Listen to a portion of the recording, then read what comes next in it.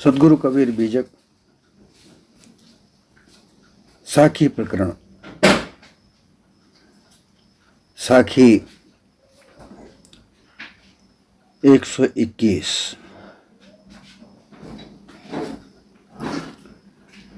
अमृत केरी पूरिया बहुविध दीना छोरी,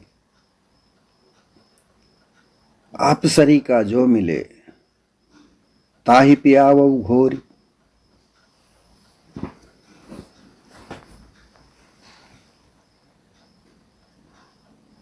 कबीर साहब ने ये जो साखी कही है,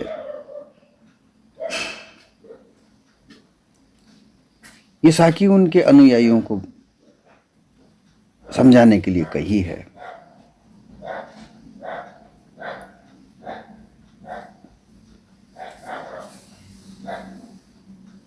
पारक प्रवर्तक सद्गुरु कबीर सर्वप्रथम ऐसे महापुरुष थे जिन्होंने सभी सिद्धांतों को परखने का, परीक्षक होने का, सार असार निकालने का जो तरीका बताया, उनको यही लगता था कि सभी लोग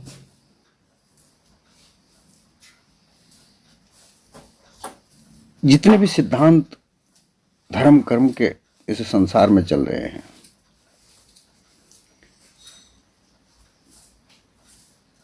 चाहे वो ब्राह्मणवाद हो, ब्राह्मण का धर्म हो, चाहे वो इस्लाम वाले हों, चाहे वो ईसाई हों, जैन हों, बौद्ध हों, अपनी अपनी मान्यताओं को जो मानने वाले लोग हैं, उन सभी से ये कहा कि तुम अपने अपने सिद्धांतों को लेकर जो चलते हो, जिस प्रकार से कि वेदांत में इतने सारे सिद्धांत हैं कि खुद वेदांती ही भ्रमित हो जाते हैं।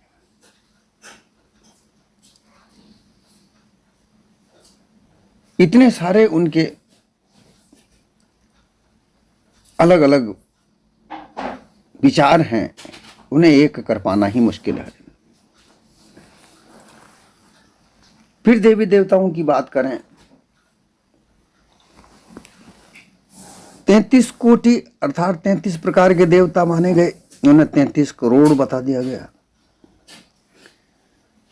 अब उन देवताओं को पूजने के लिए विधियां अलग अलग, क्रूर से क्रूर विधि, लचर से लचर विधि,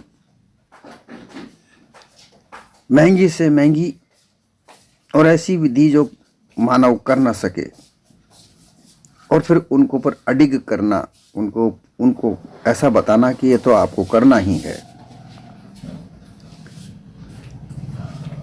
ऐसे ऐसे ग्रंथ बनाकर और उन पर इस मानव को जबरदस्ती से बंधन युक्त करके चलाना, और फिर वो अपने अपने विचारों को सर्वसंपन्न, सर्वशक्तिमान, सर्वोच्च बताना, किसी अन्य विचार को हीन बताना, ऐसा बढ़ चढ़ कर अपने अपने धर्म, अपने अपने पंथ, अपने अपने मत, अपने अपने विचार को अग्रसर करके अपने शिष्य प्रशिष्यों को उस पर जबरदस्ती से चलाना,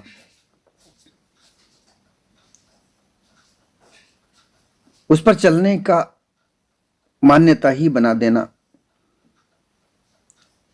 उन पर विचार नहीं करना कि आखिर ये कितना सत्य है और कितना असत्य, उनके ऊपर कभी विचार नहीं करना, उस पर प्रश्न खड़ा नहीं करना, जैसा चला आ रहा है वैसा ही मान लेना। ऐसा इन सद्गुरु कबीर के पूर्व में ऐसा होता आया। अपने अपने विचार बनाने वालों को कभी भी विचार नहीं आया कि इन विचारों में कितना सत्य है और कितना असत्य है। अलग अलग तरह के शास्त्रों को उन्होंने लिखा, जो मन में आया, क्योंकि सब मन की ही तो मानिंदियां हैं। वाणी जाल की रचना की, उन वाणी जालों के आधार पर विभिन्न प्रकार के शास्त्र लिखे, न्याय शास्त्र लिखा, मीमांसा शास्त्र लिखा, सांख्य शास्त्र लिखा, वेदांत शास्त्र लिखा, योग शास्त्र लिखा, वैशेषिक शास्त्र लिखा। अब इन सभी शास्त्रों के सिद्धांत अलग अलग हैं, ये एक मत नहीं होते। इस तरीके से कबीर साहब के पहले ऐसा कोई सिद्धांत नहीं था जो सत्य असत्य को, सार असार को, सत्य युक्ति प्रयुक्ति को समझने का प्रयास किया जाता। वो जो भी शास्त्र लिखने वाले थे, जो भी मतपंथ के प्रवर्तक थे, वो यही कहते थे कि हमने हमारे गुरु से यही सीखा है, तुम्हें भी यही सीखना पड़ेगा। कोई इसके प्रति कोई प्रश्न खड़ा ना करे।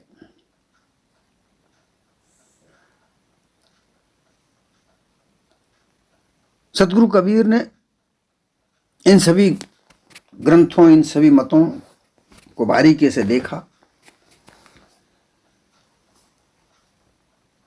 और देखकर उसमें जो मानवता के प्रति जो वेदना संवेदना थी, उसे समझा, जांचा, परखा और इसमें जितना भी मिथ्यावाद था, चाहे वो इस्लाम हो, चाहे ब्राह्मण धर्म हो, चाहे ईसाई हो, चाहे जैन हो, जहां भी उन्हें जो भी मत, सद्गुरु कबीर के समय में 7 प्रकार के मत, पंथ, धर्म जिन्हें कहते हैं, वो चलते थे। वहां ब्राह्मण धर्म भी था, इस्लाम भी था, फारसी भी था, बौद्ध भी था, जैन भी था, ईसाई भी था, चारवाक भी था। ये सब धर्म अपने अपने मतपंथों में अपने अपने मान्यताओं के आधार पर चले आ रहे थे।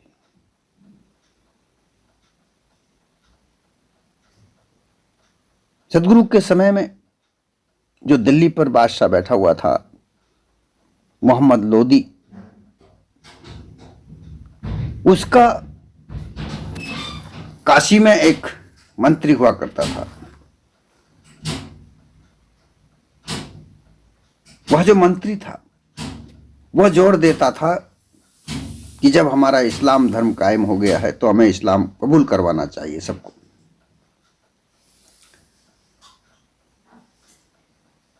जो पठान के नाम से जाना जाता था।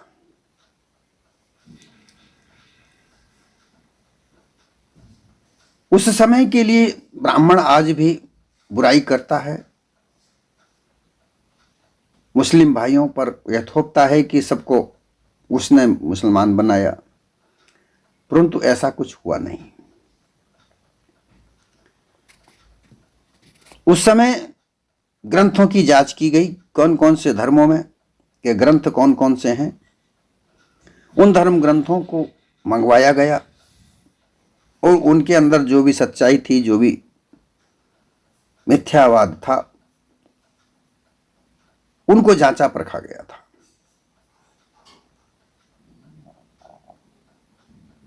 अब चूंकि उस समय मुस्लिम राज्य तो था ही, जिन्होंने मुस्लिम राज्य का बहिष्कार करना चाहा, उन्हें दंड भी दिया गया। बाकी जबरदस्ती किसी को कोई इस्लाम कबूल नहीं करवाया गया।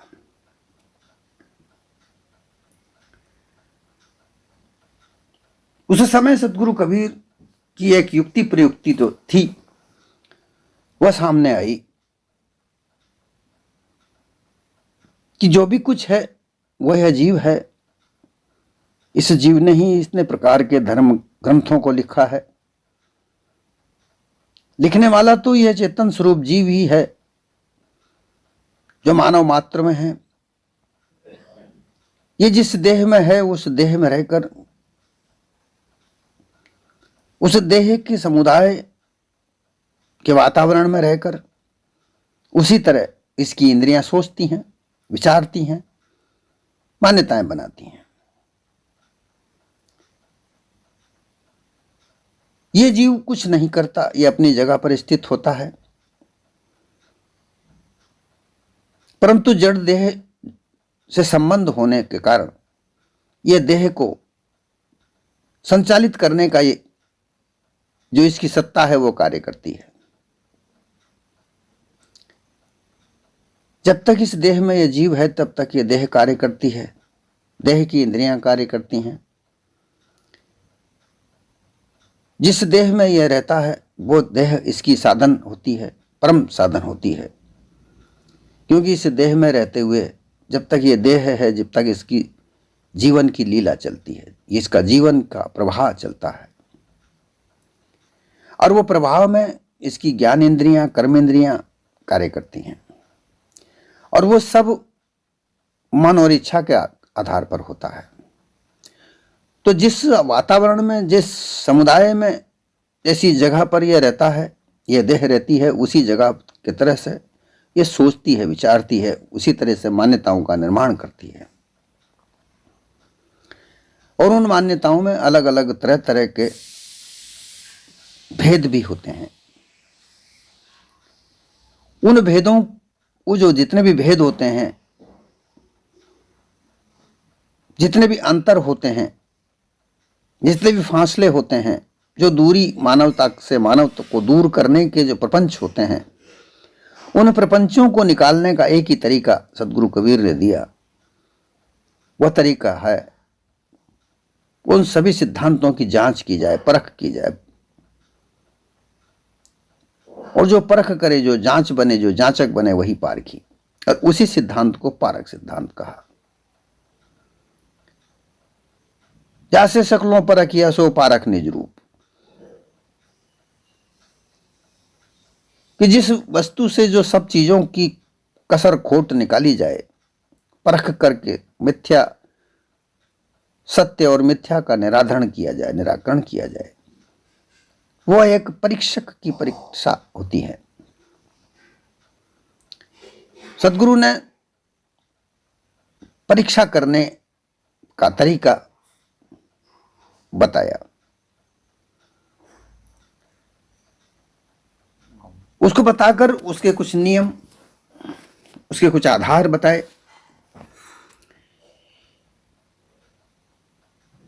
फिर इसकी गहराई में बहुत जाने का तरीका बताया, परंतु सार शब्द ग्रहण करके जो सार है वो कहीं भी मिल जाए उसको ग्रहण किया। तो जो उन्होंने आधार जो निकाला, तो सार शब्द आधार 5 शब्दों का निर्माण किया, वो वहां से निकाले। अब इसमें पहला आता है सांच। कोई भी मत, पंथ, धर्म सांच को मना नहीं करता कि सच मत बोलो, ऐसा कोई मना नहीं करता। साच बराबर तप नहीं, झूठ बराबर पाप, जाके हृदय साच है वाके हृदय आप। कि सच का आधार होना चाहिए। मानव जीवन वो होता है जिस पे सच का आधार हो, झूठ का आधार कभी नहीं हो सकता, और इसे किसी भी प्रकार का कोई भी धर्म मना नहीं कर सकता। देश विदेश विश्व भर में कोई सच बोलने के लिए मना नहीं कर सकता। दूसरा है विचार। कभी भी विचार पूर्वक काम करे, आधार सच का हो, उस सच के आधार पर विचार करे। बिना विचारे जो करे सो पाछे पछताए, जग काम बिगाड़े आपनो जग में हो हंसाए। बिना विचारे जो काम किए जाते हैं तो सफल भी नहीं हो पाते। तीसरा है दया, क्योंकि जीव मात्र पर दया रखना चाहिए, यही धर्म का मूल है। दया धर्म का मूल है, पाप मूल अभिमान। तुलसी दया न छोड़िए जब लग घट में प्राण। तो जब दया नहीं है, जिस दिल में दया नहीं है, जिसके मन में दया नहीं है, तो वो अधर्मी पाप है। धर्म का मूल तो दया है। फिर है चौथा शीलता। शीलता का मतलब है दृढ़ता से नम्रता पूर्वक कोई कार्य करना,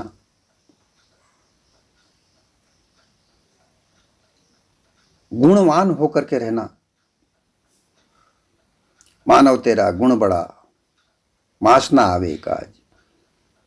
हाड़ ना आभूषण बने, चाम ना बाजे बाज। क्योंकि मानव के गुण ही बड़े हैं। अगर इसमें अवगुणी भरे पड़े हैं तो वो पशु के बराबर है, मानव नहीं है। तो इस शीलता के गुण धारण करे। शील का शीलवान सबसे बड़ा। सब रत्नों की खान, तीन लोक की संपदा, रही शील में आन। सब रत्नों का अर्थात सब गुणों की खान जो है वो शीलवान है। वो नम्र होता है, नम्रता पूर्वक मीठे वचन बोलकर, कोमलता से रहकर अपने व्यवहार को संसार में करता है। फिर आता है धैर्य। धीरज धर्म मित्र और नारी, आफत काल परखिए चारी। जो धैर्य है ये आफत काल में ही परखा जाता है। आफत जितनी मुसीबत आ जाए, अगर जीवन में चलते चलते किसी प्रकार की कोई परेशानी आ जाए तो धैर्य से आधी सिमट जाती है। अगर धैर्य खो देते हैं, संयमित अपने आप को संयम से रहित कर देते हैं, तो जो परेशानी आई है वो तुम्हें विकल कर देगी, परेशान कर देगी और तुम भ्रमित हो जाओगे और कहीं ना कहीं किसी के चंगुल में उलझ जाओगे। और अगर धैर्य से विचार करोगे तो आधी परेशानी तो तुम्हारी धैर्य के साथ निमट जाएगी, खत्म हो जाएगी। और फिर बुद्धि कार्य करेगी। धैर्य के साथ बुद्धि कार्य करती है तो कुछ ना कुछ रास्ता निकल जाता है। ये आधार सांच, विचार, शील, दया, धीरज, ये जो आधार जीवन का होना चाहिए, इस आधार पर परख करना चाहिए। सदगुरु कबीर ने जो परख करने का जो तरीका बताया, उन्होंने कहा कि ये 5 चीजें, ये पक्के तत्व कहे जाते हैं। जैसा कि हंस देह, हंस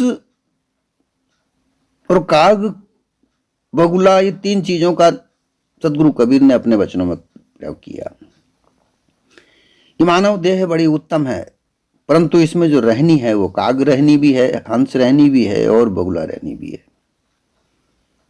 हंस रहनी एक ऐसी रहनी है जो सर्वोच्च रहनी है, साधारण परंतु विचारों से ऊंचा। कहते हैं कि हंस मोती चुगता है। ऐसा कुछ देखने में कहीं मिला नहीं, परंतु ऐसा कहा जाता है, शास्त्रों में भी वर्णन है। मोती चुगने का अर्थात यह होता है कि अपने विचारों को, अच्छे अच्छे विचारों को धारण करे, मिथ्या अधम विचारों का वो निराकरण कर दे, निकाल दे, त्याग दे। वो हंस कहलाता है। और वो हंस देह में जैसी देह रह करके, हंस जैसा व्यवहार करके मानव अगर रहता है तो उसको हंस कहा जाता है। और ये 5 तत्व पक्के कहे गए हैं, हंस के कहे गए हैं। अर्थात ये चीजें पक्के का मतलब ये होता है कि जो जिनकी काट छांट ना हो सके। शील, सांच, विचार, शील, दया, धीरज, इनको कोई सा भी धर्म मना नहीं करता, इसलिए इनको धारण करना चाहिए और इसके आधार पर ही सत्य और असत्य का निर्णय करना चाहिए। दूसरा होता है एक कागवृत्ति होती है, जो कौवा होता है वो हमेशा चंचल वृत्ति लेकर के इधर से उधर भटकता रहता है, और उसकी जो निगाह होती है, जो उसका जो धैर्य होता है, वो विष्ठा पर होती है, अर्थात अधम विचार उसके होते हैं। दूसरा बगुला है। बगुला कुंठित विचार को लिए ना किसी से कुछ कह सकता है, ना कुछ अपनी बात को रख सकता है, परंतु वो छल कपट धोखा के साथ में ताल तलैयाओं में रहता है और मछलियों को खाता है। इन तीनों प्रकार की वृत्तियों से जो है मानव देह के में ही है। ऐसे तीनों प्रकार के व्यक्ति हमको मिल भी जाते हैं मानव देह में। सर्वश्रेष्ठ गुणी जन भी इस मानव देह में है। महापुरुष कहलाने वाले लोग भी इस देह में ही हैं। काग जैसे लोग भी, चतुर चालाक पाखंडी लोग भी इस देह में ही हैं। बगुला जैसे धोखेदार छल कपटी वाले भी लोग यहाँ हैं।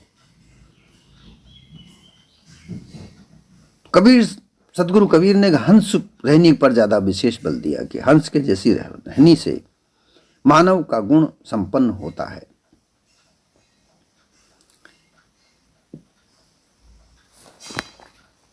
इनके आधार पर किसी भी विचार का, किसी भी धर्म का, मत का, किसी भी पंथ का निर्धारण करने के लिए ये 5 जो पक्के तत्व कहे जाते हैं, इनका आधार होना चाहिए। तब आप उसकी परख, जांच परख कर सकते हो, सत्य असत्य का निर्णय कर सकते हो। तब तुम सार को पा सकते हो। सार शब्द निर्णय को नामा जासे होवे जीव को कामा। और उनमें से जो सार मिले, रहनी, सार रहस्य रहनी जो मिल जाए, उस पर आप आधारित हो जाओ। ये सदगुरु कबीर का सिद्धांत पारक सिद्धांत के नाम से जाना गया। अब इस सिद्धांत का निर्माण सदगुरु कबीर प्रवर्तक कहलाए। जब तक सदगुरु कबीर रहे तब तक ये सिद्धांत चलता रहा। उसके बाद में ये जो पारक सिद्धांत लुप्त प्राय हो गया। जब इतिहास देखा जाता है तो ये सिद्धांत सदगुरु कबीर के बाद नेपाल चला गया। वहां के संतों ने इसको बरकरार रखा और फिर वहां से पूर्ण साहेब इसको लेकर बुरहानपुर गद्दी पर आए। ऐसा इतिहास में देखा जाता है, मिलता है, और वहीं से फिर ये प्रकाशित हुआ है।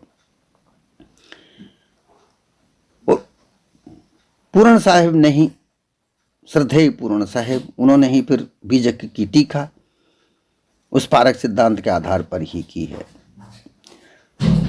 वरना तो अत्यंत अलग अलग जगह से वेदांत के आधार पर, कर्मकांड के आधार पर, विभिन्न प्रकार के मतपंथों के आधार पर इस बीजक की टीका की गई है, जो आज भी द्वंद्व का विषय बना हुआ है। और हमारे कबीर पंथ के प्रवर्तक लोग, अनुगामी लोग, अनुयायी लोग, वो ब्राह्मणवाद के चपेटे में आकर के अपने आप को गुमराह कर गए, भ्रमित हो रहे हैं। परंतु हमें यहां सदगुरु कबीर प्रवर्तक, पारक सिद्धांत के प्रवर्तक, उनके आधार पर ही बीजक के शब्दों का और कबीर पंथ के विचार का निर्णय करना चाहिए। तो यहां यह साखी यही कहती है कि जो मैंने तुम्हें अमृत रूपी पुड़िया, अमृत का भरा हुआ जो कलश या अमृत के रूप में तुम्हारा स्वरूप मैंने जो दर्शाया है, इसका प्रचार प्रसार करो। और जो तुम्हें, तुम्हारे जैसा, तुम्हारे साथ में श्रद्धा रखने वाला कोई मिल जाए तो उसे उसको दो, उस सिद्धांत को सिखाओ, सबको नहीं।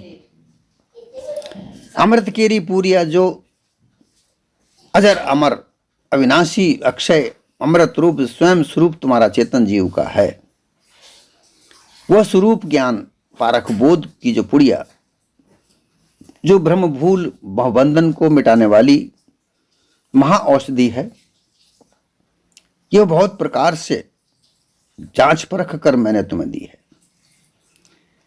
बहुत प्रकार से जांच परख कर स्थिति ठहराव करने की युक्ति प्रवृत्ति रहनी रहस्य सार शब्द गुरुओं को वाणी से मैंने स्पष्ट निर्णय करके और बार बार भी जग ग्रंथ में मैं कह करके तुम्हें दिया है।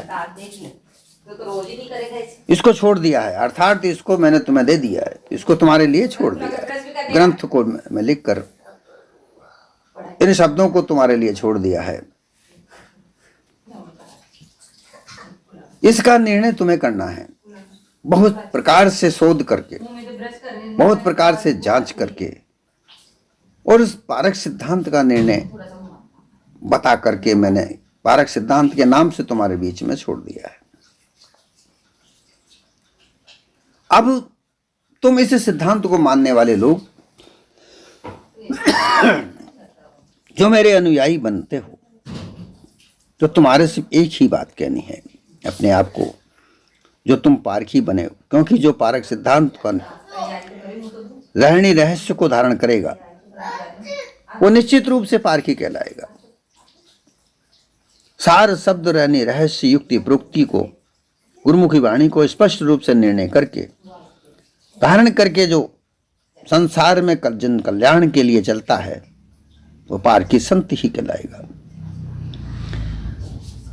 उनसे मेरा स्पष्ट यह कहना है कि तुम्हारे पास जो कोई इस सत्य ज्ञान को प्राप्त करने के लिए श्रद्धा पूर्वक तुम्हारे शरण में आता है या तुम्हारे पास आता है, भक्ति भाव से तुम्हारी सेवा शिष्टा करता है, तुम्हारा आदर सत्कार करता है और तुमसे इस पारक सिद्धांत को समझने का प्रयास करने का प्रयास करता है, तुमसे आकर के बंदगी करता है, तुमसे आकर अनुनय विनय करता है कि मुझे इस सिद्धांत को रहस्य को रहनी को ब्रह्म भूल निकालने वाले भव बंधन को काटने वाले इस सिद्धांत को समझाने का प्रयास कीजिए। ऐसा अगर कोई तुम्हारे सामने आकर प्रार्थना करता है तो उसे तुम अवश्य उसे ताहि पिवाओ घोरी, उसको इस पारक सिद्धांत की रहनी रहस्य को अमृत रूपी स्वयं निज स्वरूप को दर्शाने के लिए, उसे दृढ़ करने के लिए भली भांति से उसको इस सिद्धांत को समझाओ, अर्थात उसके हृदय में उतारो, अर्थात उसे ये अमृत रूपी प्याला पिलाओ। परंतु अगर कोई अनाधिकारी लोग तुम्हारे पास में अनायास आकर के अगर कोई बिना भाव भक्ति के अश्रद्धा से खानी बाणी के बंद में उन्मत्त मनमुखी व्यक्ति आकर तुमसे अगर कहता है कि मैं पारक सिद्धांत क्या है, ऐसे पक्षपाती लोगों को यह सिद्धांत समझ में नहीं आएगा। उनके पीछे पड़ो ही मत, वो नहीं समझेंगे। तुम कितना ही उनको समझाओगे वो समझ में नहीं आएगी, क्योंकि वह हजारों साल से वाणी जाल के जंजाल में वो पड़े हुए हैं। वो उल्टा तुम्हें भला बुरा कहेंगे, क्योंकि उनके दिमाग में, उनके हृदय में जो अध्यास भरा पड़ा है उसे निकालना, उसे वो छोड़ना नहीं चाहते।